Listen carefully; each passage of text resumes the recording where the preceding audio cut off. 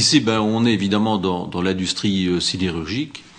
Donc ça veut dire que quand on fait des investissements, ce sont évidemment des investissements lourds, même si on n'est pas dans les phases à chaud. On est parti tout de suite pour des dizaines d'années, en principe. Donc ça veut dire que quand on investit, on doit avoir un souci principal, c'est la maintenabilité des outils. Deuxième élément important, c'est la fiabilité. C'est pouvoir dire on achète au meilleur prix. Et on a une vision pour avoir quelque chose de fiable dans le temps. Troisième élément important de nos outils, c'est également la capacité d'innovation. Parce que quand on a des outils en effet qui durent pendant comme ça 10, 20, 30, 40 ans, il faut pouvoir s'adapter en permanence à l'évolution des marchés, de nos clients. Et donc partir d'une ligne qui a été construite dans les années 70, c'est aussi pouvoir dire je vais suivre l'évolution du produit, je vais l'adapter pour que aujourd'hui en 2012 elle rencontre encore les exigences des clients. Notre principale activité c'est le marché de l'électrozingué. On fournit principalement le marché automobile, on fournit les plus grands constructeurs automobiles. Donc ça veut dire qu'on a des clients qui sont exigeants. Donc le principal défi dans notre marché de l'électrozingué, c'est de fournir de la qualité, du service, c'est-à-dire rencontrer les délais et bien entendu de rester compétitif au niveau des coûts.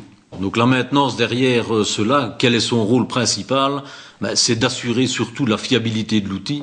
La fiabilité, c'est pratiquement, je vais dire, 80% de la qualité que l'on peut servir aux clients. C'est également respecter le délai, puisque quand la ligne tourne sans s'arrêter, évidemment, les produits sortent à temps et à heure.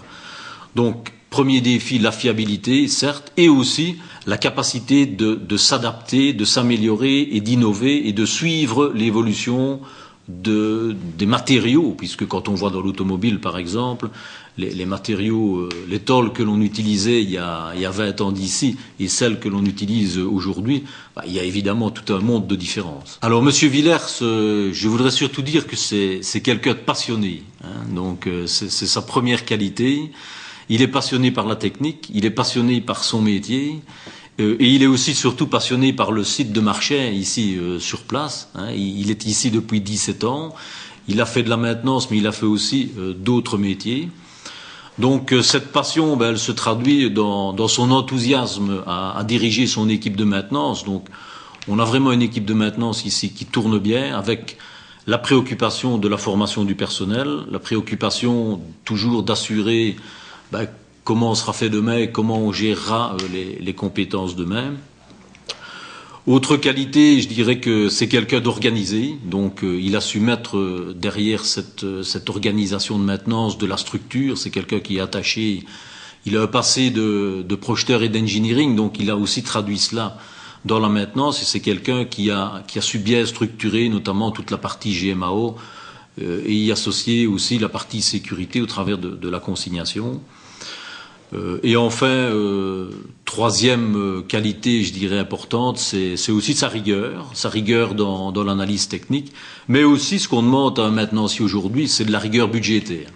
Alors je ne vais pas aller jusqu'à dire qu'il est radin, qu'il est près de ses sous, mais en tout cas c'est quelqu'un qui gère son portefeuille de maintenance avec le souci, je dirais, du bon père de famille, et c'est ce qu'on attend aujourd'hui d'un maintenancier dans une entreprise et dans le contexte économique que l'on vit.